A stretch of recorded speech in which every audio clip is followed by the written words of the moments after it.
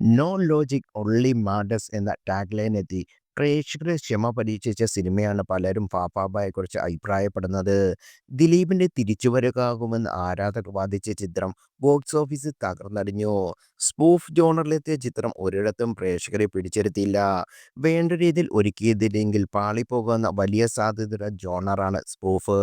അത്തരമൊരു ജോണറിൽ സിനിമ ചെയ്ത് വിജയിപ്പിക്കുക എന്നത് വലിയ ടാസ്ക്കാണ്. മലയാളത്തിൽ സ്പൂഫ് ജോണറിൽ വിജയിച്ച ചിത്രങ്ങളില്ല. എന്നാൽ മറ്റു ഭാഷകളിൽ ഈ ജോണറിലെത്തിയ സിനിമകൾ വൻ വിജയമായിട്ടുണ്ട്. ഫാഫാബൈക്ക് പാളിയിടത്ത് വിജയിച്ച ലോജിക് ആവശ്യമില്ലാത്ത ചില സിനിമകൾ ഏതൊക്കെയെന്ന് നോക്കാം. മിർച്ചി ശിവയെ നായകനാക്കി CS ആമോദൻ സംവിധാനം ചെയ്ത തമിഴ് പടമാണ് ഇതിൽ ആദ്യത്തേത്. തമിഴിലെ പല ഹിറ്റുകളും ട്രോളിയ ചിത്രം വൻ വിജയമായി മാറി. 2010 ആദ്യ ഭാഗവും 2018 രണ്ടാം ഭാഗവും പുറത്തിറങ്ങി. രണ്ട് ഭാഗങ്ങളും ഇന്നും പലരുടെയും ഫേവറേറ്റ് ആണ്. ചിത്രത്തിൽ മൂന്നാം ഭാഗം അധികം വൈകാതെ ഉണ്ടാകുമെന്ന് അറിയിക്കുന്നു. ഓവർ ദ ടോപ്പ് സ്പൂഫർ ജോണറിൽ പിന്നീട് തമിഴിൽ പുറത്തിറങ്ങിയ വൻ വിജയമായ ചിത്രമാണ് മാർക്ക് ആന്റണി. വിശാൽ, സൂര്യ എന്നിവരുടെ പ്രധാന വേഷത്തിലെത്തിയ ഈ ചിത്രം കേരളത്തിലും ഹിറ്റായി. നോ ലോജിക് ഒൺലി മാഡ്നസ് എന്ന ടാഗ്ലൈൻ എന്തുകൊണ്ടും ചേരുന്ന സിനിമയാണ് മാർക്ക് ആന്റണി. വന്നവരും നിന്നവരും ഡാൻസ് പെർഫോമൻസ് കാഴ്ചവെച്ച ഈ സിനിമ ഒരുക്കിയത് ആദിക് രവിചന്ദ്രനാണ്. മാർക്ക് ആന്റണിക്ക് ശേഷം ആദിക് ഒരുക്കിയ ഗുഡ് ബാഡ് അഗ്ലിയും അത്തരത്തിലുള്ള സെമി സ്പൂഫ് ചിത്രമാണ്. തമിഴ് സൂപ്പർ താരം അജിത്തായിരുന്നു ചിത്രത്തിലെ നായകൻ. ആദിക് എന്ന ഫാൻബോയ് തൻ്റെ ഇഷ്ടനടൻ്റെ മാക്സിമം അഴിഞ്ഞാടാൻ വിട്ട ചിത്രം ബ്ലോക്ക് ബസ്റ്ററായി മാറി. ഒന്ന് പാടിയ ട്രോൾ മെറ്റീരിയലാവുന്ന സിനിമയാണ് മാർക്ക് ആന്റണിയും ഗുഡ് ബാഡ് അഗ്ലിയും. എന്നാൽ സംവിധായകൻ്റെ കൈയടക്കവും വിഷനും രണ്ട് സിനിമകളെയും മികച്ചതാക്കി മാറ്റി. മലയാളത്തിൽ ഈ ജോണിൽ ചെയ്യാൻ ശ്രമിച്ച സിനിമകൾ പരാജയമായിരുന്നു.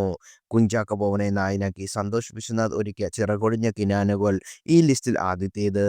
പക്കാ സ്പൂഫ് എന്ന് കണ്ണും പൂട്ടി പറയുന്ന ചിത്രമായിരുന്നു ചിറകൊടിഞ്ഞ കിനാവുകൾ. മലയാള സിനിമയെ കാലങ്ങളായി കണ്ടുവരുന്ന ക്ലീശകളെല്ലാം എടുത്തിട്ട് അലക്കിയ ചിത്രം കാലം തെറ്റിയിറങ്ങിയ ഒന്നാണ്. റിലീസ് സമയത്ത് പരാജയമായ ചിറകൊടിഞ്ഞ കിനാവുകൾ പിന്നീട് പ്രേക്ഷകർ ഏറ്റെടുത്തു. സ്റ്റോണർ, സ്പൂഫ് എന്നീ ജോണുകളെ മിക്സ് ചെയ്ത ലിജോ ജോസ് പല്ലിശ്ശേരി ഒരുക്കിയ ഡബിൾമാരിലും ഇത്തരമൊരു സിനിമയായിരുന്നു. ട്രെയിലറും ടീസറുമൊക്കെ കണ്ട് ആക്ഷൻ സിനിമ പ്രതീക്ഷിച്ച ടിക്കറ്റ് എടുത്ത പ്രേക്ഷകർക്ക് ലിജോയുടെ ഈ പരീക്ഷണം ദഹിക്കാതെ തന്നെ പോയി. വർഷങ്ങൾക്ക് ശേഷം ഡബിൾ ബാരലും സോഷ്യൽ മീഡിയയിൽ ആരാധകരുണ്ടായി. സ്പൂഫ് ഒരുക്കുകയും മാസ് മസാല പ്രൊമോഷൻ കൊടുക്കുകയും ചെയ്ത പരാജയമായ മറ്റൊരു സിനിമയാണ് നെയ്യാറ്റിൻകര ഗോപന്റെ ആറാട്ട്. അറിഞ്ഞു ചെയ്തിരുമെങ്കിൽ മോഹൻലാലിന്റെ വകയായ ഗുഡ് ബാഡ് അഗ്ലിയെ പോലെ ഒരു മലയാള സിനിമയ്ക്ക് ലഭിച്ചേനേയും. എന്നാൽ ഈ സിനിമയുടെ ഒന്നും അടുത്തുപോലും എത്താത്ത വികലമായ ശ്രമമാണ് മാത്രമാണ് ഫാഫാബായെ വിശേഷിപ്പിക്കാനാകൂ. അയ്യേ എന്നൊക്കെ ഇതൊക്കെ പ്രൂഫാണോ, നിങ്ങൾ ചിരിക്കണോ എന്ന് നിർബന്ധിച്ച് പറയുന്നത് പോലെയായിരുന്നു ചിത്രത്തിലെ പല രംഗങ്ങളും. സോഷ്യൽ മീഡിയയിൽ കാണുന്ന ട്രോളുകൾ അതേപടി എടുത്തുവെച്ച പ്രേക്ഷകർ കാണുമെന്ന തിരക്കഥാകൃത്തിന്റെ മുൻവിധിക്ക് കിട്ടിയ തിരിച്ചടിയാണ് ഫാഫാബായി കണക്കാക്കാം.